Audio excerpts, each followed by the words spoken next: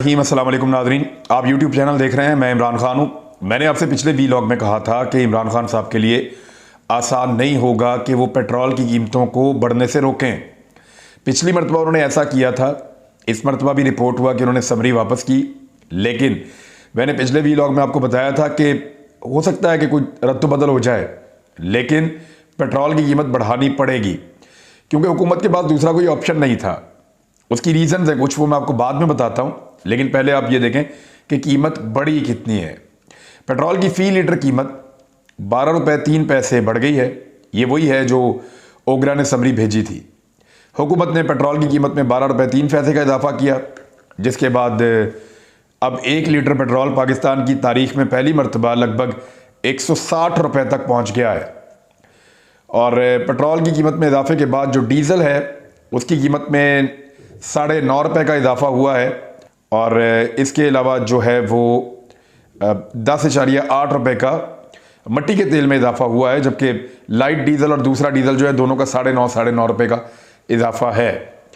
अब जो पेट्रोल की कीमत है वो पाकिस्तान की तारीख में सबसे ज़्यादा बढ़ गई है। बहुत तनकीद इमरान खान साहब पे हो रही है, होनी भी चाहिए, क्योंकि महंगाई बहुत ज़्यादा है, आम आदमी की पहुंच से दूर जा रही है।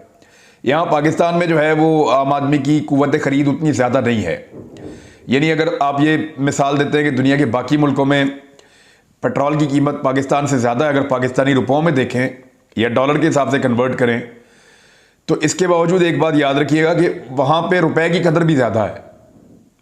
हमारा जो रुपया है वो लगभग 170 रुपये का $1 आता है, या इससे ज़्यादा का, एक बल्कि इससे ऊपर चला जाता है।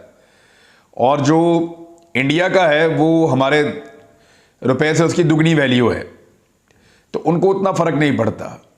अमेरिकन पैसों की बहुत वैल्यू है, बरतानिया में पैसों की बहुत वैल्यू है, चाइना में पैसे की अच्छी वैल्यू है। वहाँ पे लोग गरीब भी नहीं हैं, चाइना में गुर्बत भी उन्होंने ख़त्म की है। तो वो मुल्क इस तरह की चीज़ों को बर्दाश्त कर लेते हैं। हमारी पब्लिक के लिए ये ज़्यादा मुश्किल हो जाता है जब इस किस्म की कीमतों में इजाफा होता है। लेकिन ये इजाफा क्यों हो रहा है, ज़रा उसको भी आप देख लें। 1 जनवरी 2022 से अब तक जो ये खाम तेल है, क्रूड ऑयल, उसकी कीमत में $15 फी बैरल तक का इजाफा हो चुका है। यानी आप ये समझ लें कि 15% तक का इजाफा है जो इसकी कीमत में हुआ है। अब जो खाम तेल की कीमत है, थोड़े दिन पहले हमने आपको बताया था कि $81 फी बैरल है। ये थोड़ा अर्सा पहले की बात है, लेकिन अब जो है वो $95.09 फी बैरल तक पहुंच गई है। और गुज़िश्ता 7-8 सालों के अंदर ये खाम तेल की बुलंद तरीन कीमत है जो बैनुल अक़वामी सतह पर हुई है। और ये बहुत अलार्मिंग है, क्योंकि यूक्रेन की और रूस की कशीदगी बढ़ती जा रही है। वो एक बड़ी वजह है इस खाम तेल की कीमत में इजाफे की, क्योंकि रूस भी बहुत बड़े पैमाने पर हाइड्रो पेट्रोलियम गैसेज और तेल जो है वो फराहम करता है दुनिया को, ख़ास तौर पे यूरोप को। तो जब वहाँ पे सप्लाई मुतासर होगी तो फौरी तौर पे वो दूसरी मार्केट का रुख करेंगे, तो मार्केट के अंदर जो इसकी प्राइस है वो ऑटोमेटिकली बढ़ेगी। जब जब दुनिया में बदअमनी या हालात ख़राब होते हैं, इन चीज़ों की कीमत बढ़ती है। पाकिस्तान को फील इसलिए ज़्यादा होता है कि पाकिस्तान में डॉलर की कीमत ज़्यादा है। यानी पहले भी ये, यहाँ तक 8 साल पहले पेट्रोल की कीमत यहाँ तक पहुँची थी 2014 में, इससे भी ज़्यादा हो गई थी 2014 में। लेकिन 2014 में आपको फील इसलिए ज़्यादा नहीं हुआ कि आपको पाकिस्तान में 100 रुपये और उसके आसपास मिल रहा था। अब जो है वो बहुत महंगा मिल रहा है। वजह यह है कि अब पाकिस्तान में डॉलर की कीमत बहुत ज़्यादा है और पाकिस्तानी रुपए की कदर गिरी है। और रुपए की कदर गिरने की वजह से आपको ज़्यादा रुपए खर्च करके पेट्रोल ख़रीदना पड़ रहा है। ये एक बड़ी अनफॉर्चुनेट चीज़ है और ये इकॉनमी के अंदर लोगों को इसका खुमियाजा भुगतना पड़ रहा है जो कुछ हो रहा है। मईशतदान जो मुल्क की हुकूमत चला रहे हैं या इमरान खान साहब, इनको संजीदगी से गौर करना चाहिए कि डॉलर को अगर मसनूई तरीके से पिछली हुकूमत ने कंट्रोल किया हुआ था तो भी कोई जस्टिफिकेशन नहीं है कि इसको 180 रुपये तक पहुंचा दिया जाए। मेरे ख्याल में डॉलर की कीमत 150 तक तो हुकूमत को हर हाल में लानी चाहिए, चाहे कोई भी फैक्टर्स मौजूद हों, ताकि चीज़ें लोगों की कुव्वत खरीद में आए। लोगों की कुव्वत खरीद थोड़ी सी बढ़ जाएगी। ये हुकूमत की जिम्मेदारी होती है कि इन चीज़ों को मैनेज करे। बहरहाल मैं आपको ये बता देता हूँ कि हालात किस तरफ चले गए, कितने ख़राब हो जाएंगे। लेकिन जहांगीर तरीन साहब ने अपने करीबी साथियों से मुलाकात की है। उनमें 6 एमएनएज पाकिस्तान तहरीक इंसाफ के और बहुत सारे एमपीज भी थे। तो पंजाब के अंदर तो हुकूमत ज़्यादा खतरे में हो सकती है जहांगीर तरीन की वजह से। अगर पंजाब के अंदर तहरीक अदम एतमाद आए तो उस्मान बुज़दार के खिलाफ, लेकिन अगर यही तहरीक अदम एतमाद इमरान खान साहब के खिलाफ आए तो अपोजिशन तब तक कामयाब नहीं होगी जब तक कि तरीन साहब उनको कोई 20 बंदे तोड़ के नहीं दे देते। यानी 10-12 बंदे 15 बंदे तो तोड़ने पड़ेंगे, इतने बंदे वो तोड़ नहीं सकते। और फिर उसके बाद अपना कायदे ऐवान लाना वो उससे भी ज़्यादा एक बड़ा और मुश्किल काम है। वहां के लिए बंदे कहां से लाएंगे? तो जब तक अपोजिशन के साथ काफ लीग और एमकेएम नहीं मिलते तब तक अपोजिशन इमरान खान साहब के खिलाफ तहरीक अदम एतमाद में कामयाब नहीं होगी। और फिर अपना वजीर आजम लाना भी उनके लिए इनकी मदद के बगैर मुमकिन नहीं होगा। अब जो ये खाम तेल की कीमत बढ़ती जा रही है, यूक्रेन और रूस की जो कशीदगी है, या इसको साफ साफ आप कहें अमेरिका और रूस की कशीदगी है, और खदशात जाहिर किए जा रहे हैं कि सप्लाई मजीद मुतासिर होगी। आने वाले दिनों में पेट्रोलियम मसनूआत की कीमतें मजीद बढ़ सकती हैं। तो ये एक ऐसा बहरान है जिसका सामना पूरी दुनिया को करना पड़ रहा है। एक खबर और अजीबोगरीब खबर है। कौन नहीं जानता कराची में बोरी कल्चर किसने मुतारफ करवाया था? सब जानते हैं कि अल्ताफ हुसैन साहब जो हैं वो बोरियों में लाशें मिलती थी। सब जानते हैं कि अल्ताफ हुसैन ने कराची की सियासत के अंदर जुल्म को, तशद्दुद को कितना ज़्यादा प्रमोट किया था। हाँ, उनका एक दावा है और वो दावा भी बहुत हद तक सच है कि रियासत ने उनके लोगों को पहले कत्लेआम किया। पहले उनको रियासत ने तैयार किया, फिर उन लोगों का कत्लेआम किया, और फिर अल्ताफ हुसैन साहब ने उन लोगों के रिश्तेदारों को और उनके बरादरी वालों को इस्तेमाल किया अपनी ताकत बढ़ाने के लिए। कराची में टारगेट किलर्स पैदा किए गए और उसके मुकाबले के लिए पाकिस्तान पीपल्स पार्टी ने अपने टारगेट किलर्स पैदा किए। फिर गैंग वॉर भी शुरू हुआ। तो एमकेएम की कराची की सियासत के अंदर सबको पता है कि एक बदमाशी थी। यानी अब मीडिया वालों को वो फोन करते थे, बदमाशी से बात करते थे, और उनका मीडिया सेल वाला जो था वो धौंस जमाता था, वो बदमाशी से बात करते थे, गुंडागर्दी उनकी चलती थी। वो धमकाते थे टीवी चैनल्स वालों को, धमकाते थे मीडिया पर्सन्स को, सहाफियों को, एंकर्स को। उनकी मर्जी के बगैर कोई बंदा उनकी बीट के ऊपर नहीं आ सकता था। यानी जिस आदमी ने एमकेएम के हवाले से रिपोर्टिंग करनी है उसको एमकेएम फैसला करेगी कि कौन करेगा। बाकी सारी पार्टीज के लिए इदारा फैसला करता है। यानी अगर जंग ग्रुप है तो जंग ग्रुप खुद फैसला करेगा, या एक्सप्रेस न्यूज खुद फैसला करेगा कि मैंने अपने किस रिपोर्टर को किस पार्टी की कवरेज पे भेजना है। लेकिन एमकेएम खुद फैसला करती थी कि उनकी कवरेज के लिए कौन आएगा। और फिर बड़ा उनका एक डिक्टेटरों वाला अंदाज था। फिर सब जानते हैं कि कराची में भत्ता इकट्ठा होता था, कौन करता था। सब जानते हैं कि सेक्टर इंचार्ज की ताकत क्या थी।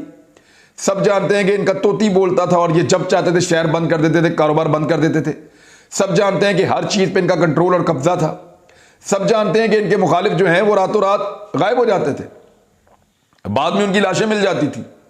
और फिर ऑपरेशन हुआ कराची के अंदर। बाद में अल्ताफ हुसैन साहब बहुत फ्रस्ट्रेट हो गए जब पैसा पहुंचना बंद हुआ लंदन में, तो उन्होंने बड़ी शदीद किस्म की तकारीर की जिनके नतीजे में पाकिस्तान के अंदर हालात खराब हुए। एक आदमी उस दिन मारा भी गया 2019 में, और बहुत सारे लोग जख्मी भी हुए, और ऐसे मुतअद्दिद वाक़यात। पाकिस्तान ने बरतानिया के अंदर यह मामला उठाया हुआ था। बरतानिया में अल्ताफ हुसैन के खिलाफ जो है वो 2 केसेस चल रहे थे, दोनों में बरी हो गए। तो आप कभी भी ये मत सोचें कि बरतानिया में इंसाफ मिलता है। उनका इंसाफ उनके मुल्क के लिए है। यानी अगर उनके मुल्क के अंदर अल्ताफ हुसैन किसी को एक थप्पड़ भी मारेंगे तो जेल जाएंगे। उनके मुल्क के अंदर अल्ताफ हुसैन अगर किसी के साथ बदतमीजी करेंगे या दहशतगर्दी की कोशिश भी करेंगे तो जेल जाएंगे। उनके मुल्क के अंदर अगर कोई बोरी बंद लाश मिले तो अल्ताफ हुसैन जेल में जाएंगे। लेकिन क्योंकि पाकिस्तान के अंदर यह सब कुछ हो रहा था और अल्ताफ हुसैन एक काम का आदमी है जो बहुत सारे एजेंसीज के लिए काम करता है, मुझे कहने में कोई कबाहत नहीं है और मुझे इस बात पे फख्र है कि मैंने इस आदमी को कभी भी इंटरव्यू नहीं किया। क्योंकि ये इंटरव्यू के लिए एंकर्स को हुक्म ये होता था कि आपने हाथ बांध के बैठ जाना है और आपने जी जी सर सर कहते रहना है, जी भाई जी भाई, यानी आपने यही कहते रहना है। और अल्ताफ हुसैन जो दिल करे मुंह में वो बोलता चला जाएगा, और उसके बाद जब वो बात खत्म कर ले तो फिर आपने सवाल भी वो लिख कर देते थे।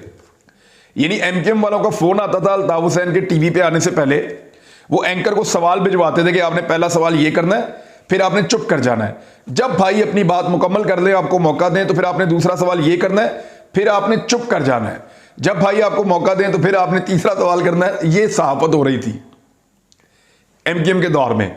कराची के और पाकिस्तान के सारे सहाफी इसको जानते हैं, तमाम इदारों ने इनको भुगता हुआ है, लेकिन बरतानिया ने इनको बाइज्जत बरी कर दिया। तो फिर आप सोच लें कि बरतानिया में इंसाफ किस तरह का और कितना ज्यादा है। अब आ जाएं उस इशू की तरफ जिस पर मैं आपके साथ बात करना चाह रहा था। अमेरिका ने तो तारीख भी दे दी थी। अमेरिका ने तारीख दी थी 16 फरवरी। उन्होंने कहा था कि 16 फरवरी को रूस यूक्रेन पर हमला कर देगा। आज 16 फरवरी है, तो उसूलन आज रूस को यूक्रेन पर हमला कर देना चाहिए, लेकिन इस वक्त यूक्रेन यौम इत्तेहाद मना रहे हैं। आज के दिन में उनका यह कहना है, व्लादिमीर ज़ेलेंस्की, उन्होंने बुध को यौम इत्तेहाद मनाने का ऐलान किया है और उन्होंने कौम से अपील की कि वो बुध के रोज कौमी परचम थामे कौमी तराना पढ़कर इत्तेहाद का मुजाहरा करें, क्योंकि अमेरिका ने और उनके इत्तेहादियों ने यह डेडलाइन दी थी कि अमेरिका ये जान गया है कि रूस 16 फरवरी को यूक्रेन के ऊपर अटैक कर देगा। दूसरी जानिब अमरीकी वज़ीर ख़ारिजा एंटनी ब्लिंकन ने कहा है कि अमेरिका ने यूक्रेन से अपना बेशतर सफारती हमला वापस बुला लिया है और वहां रह जाने वाले अरकान को दारुल हुकूमत कैफ से मगरबी शहर लौद मुंतकिल कर दिया है। अब ये अमेरिका इतना सारा कुछ क्यों कर रहा है, इस पर जरा गौर करें। इसका एक और पहलू भी है, और वो पहलू पहली मरतबा चाइना ने बेनकाब कर दिया है। चाइना ने अमेरिका के कपड़े उतार दिए और बता दिया कि ये एक्चुअली क्या कर रहे हैं अपने दोस्तों के साथ और अपने इत्तेहादियों के साथ। यूक्रेन के 2 खित्तों को आजाद तस्लीम करने के लिए व्लादिमीर पुतिन के ऊपर इस वक्त दबाव है। मैंने आपसे बताया था कि यूक्रेन और रूस के दरमियान 2 ऐसे इलाके हैं जहां पे यानी डोनेत्स्क और लुहानस्क, ये 2 ऐसे इलाके हैं जो खुद मुख्तार हो चुके हैं अपनी ताकत के बलबूते पर। रशिया ने उनको सपोर्ट भी किया था। अब रशियन पार्लियामेंट जो है वो जोर डाल रही है व्लादिमीर पुतिन पे कि सारे मुआहदे तोड़ें यूक्रेन के साथ और इन 2 रियासतों को आजाद रियासतें तस्लीम करें। अगर ये हो जाता है तो फिर जो इन दोनों के दरमियान सुलह का एक मुआहदा है जंगबंदी का, वो खत्म हो जाएगा। यूक्रेन कह रहा है कि रूस से हम कहते हैं ऐसा ना करें, लेकिन रशियन प्रेसिडेंट के ऊपर दबाव बहुत ज्यादा है। लेकिन रूसी वजीर दिफा ने एक और बात की है कि हमारा जो लोग ट्रेनिंग कर रहे थे यहां पे या जो यहां पे मशकें कर रहे थे यूक्रेन की सरहदों के करीब, उनमें से कुछ दस्ते अपना काम मुकम्मल करने के बाद अब वापस अपनी छावनियों की तरफ जा रहे हैं। एक बड़ी खबर है, रूस का यह क्लेम है। अब चाइना ने क्या अमेरिका को कपड़े उतारे उनके या उनको कहें कि एक्सपोज कर दिया है, वो कैसे किया वो आप सुने। चीनी माहिरीन जो हैं उन्होंने ये बहुत सारे आर्टिकल्स लिखे हैं, उनके थिंक टैंक्स ये क्लेम कर रहे हैं और उनकी हुकूमत जो है वो इस सोच के पीछे मौजूद है। वो ये कह रहे हैं कि रूस बार बार ये दावा करने के बावजूद कि वो यूक्रेन पर हमला नहीं करेगा, रूस बार बार कह रहा है कि हम यूक्रेन पर हमला नहीं करेंगे, लेकिन अमेरिका जानबूझकर इस मसले को बढ़ा चढ़ा कर पेश कर रहा है और उसके पीछे अमेरिका की एक बड़ी गहरी साजिश है। अमेरिका चाहता है कि किसी तरह यह बहरान शदीद होता जाए और यह बहरान मौजूद रहे। इसका फायदा सिर्फ और सिर्फ अमेरिका को होगा। अब ये लिखते क्या हैं वो जरा आप सुने, आप हैरान हो जाएंगे। जैसा कि रूस को गलत दिखाकर रूस और यूरोपीय यूनियन के ताल्लुकात को खराब करके यूरोप में अपनी फौजी मौजूदगी को कानूनी हैसियत देना चाह रहा है अमेरिका। यूरोपीय यूनियन की मईशत को नुकसान पहुंचाने के लिए गैर यकीनी सूरत हाल पैदा कर रहा है अमेरिका और वहां से सरमायाकारी अमेरिका में ताकि शिफ्ट हो जाए। गौर करें अमेरिका कर क्या रहा है। रूस और यूरोप के हालात जितने खराब होंगे ना, यूरोप के लिए एनर्जी उतनी महंगी हो जाएगी। यूरोपीय ममालिक जब रशिया से एनर्जी नहीं लेंगे तो रशिया जब उनको डायरेक्टली पाइपलाइन के जरिए से गैस फ्राहम नहीं करेगा, पेट्रोलियम मसनूआत नहीं देगा, तो इससे यह होगा कि यूरोप के अंदर एनर्जी की प्राइस बढ़ जाएगी, उनकी प्रोडक्शन कॉस्ट भी बढ़ जाएगी। यह तनाज़ा यूरोपीय मंडियों को बहुत नुकसान पहुंचाएगा। अमेरिकन मंडियां तो अपना काम कर रही होंगी, अमेरिका में तो प्रोडक्शन चल रही होगी, तो फिर दुनिया के अंदर जो बायर्स हैं, जो मल्टीनेशनल कंपनीज हैं और बड़े बड़े खरीदार हैं, वो अमेरिका की तरफ रुख करेंगे। यह अमेरिका का प्लान है कि रूस और यूरोप की कशीदगी बढ़ती जाए, इसको हवा दी जाए, इसके खिलाफ प्रोपेगेंडा किया जाए ताकि यूरोप की मंडियां नीचे बैठें, यूरोप की इंडस्ट्री नीचे बैठे और उसका मार्जिन जो है मुनाफे का वो कम हो जाए। तो दूसरी तरफ अमेरिकन मंडियां जो हैं वो ज्यादा मुनाफा बनाएंगी, वो ऊपर की तरफ आएंगी, उनको कॉस्ट कम पड़ेगी और वो इससे बहुत बड़ा और ज्यादा फायदा उठाएंगे। अमेरिका चाइना के मुताबिक यह भी चाहता है कि रूस के साथ जो कशीदगी है वो एक हद तक तो जाए, यानी हर तरफ ऐसा लगे कि बस जंग होने वाली है, लेकिन जंग होनी भी नहीं चाहिए, क्योंकि अमेरिका खुद को एक नई और बड़ी जंग में नहीं डालना चाहता। अब ये जो रूस की और यूक्रेन की कशीदगी है ना, या इसकी खबरें हैं, ये पाकिस्तान की मईशत पर भी असरअंदाज हो रही हैं। यानी एक तो हमें पेट्रोल की कीमत ये भी बढ़ी है और इसकी वजह से बहुत पाकिस्तानियों को जो है वो धचका लगेगा, और दूसरा यूक्रेन पर रूस के बढ़ते हुए हमले ने पाकिस्तान की मईशत और दीगर मुख्तलिफ शोबों में घबराहट वाकई पैदा कर दी है। एक तहकीकी रिपोर्ट के मुताबिक जो तवानाई और अशिया जो खाने पीने की हैं या सेमी कंडक्टर चिप्स हैं, उनकी कीमतों में दोबारा इजाफा हो जाएगा। ये वो चीज़ें जो पाकिस्तान इस खित्ते से मंगवाता है। ख़ासतौर पे 2021 में जब हमारा गंदम का बहरान आया था, तो अपनी कुल गंदम का 29% जो हमने इंपोर्ट किया था वो यूक्रेन से दरामद किया था। यूक्रेन वो मुल्क था जहां से हमें गंदम की एक प्राइस मिली, हमने यूक्रेन से ये गंदम उठाई थी। तो ये जो रुकावट पैदा हो जाएगी तजारत के अंदर, अगर हमें फर्दर यूक्रेन की, रशिया की या इस खित्ते की ट्रेड के अंदर से अपना रोल लेना हुआ या हिस्सा लेना हुआ, तो हमारे लिए ये भी एक तरह की मुश्किलात में इजाफा होगा। और दूसरा, पेट्रोलियम मसनूआत की कीमतों में तो आप देख ही रहे हैं कि जैसे जैसे इजाफा हो रहा है वैसे वैसे आम आदमी पाकिस्तान में पिस रहा है। और वज़ीर आज़म पाकिस्तान ने डॉलर की कीमत कंट्रोल ना करके, ये एक ऐसा क्राइम है जो पाकिस्तान की मईशत में हो रहा है, जिसकी वजह से आम आदमी की जेब के ऊपर बराह रास्त बोझ पड़ रहा है। ये वज़ीर आज़म को करना होगा, वरना लोग इस हुकूमत को एक महंगी हुकूमत के तौर पे हमेशा याद रखेंगे। अब तक के लिए इतना ही। अपना ख्याल रखिएगा, अपने इस चैनल का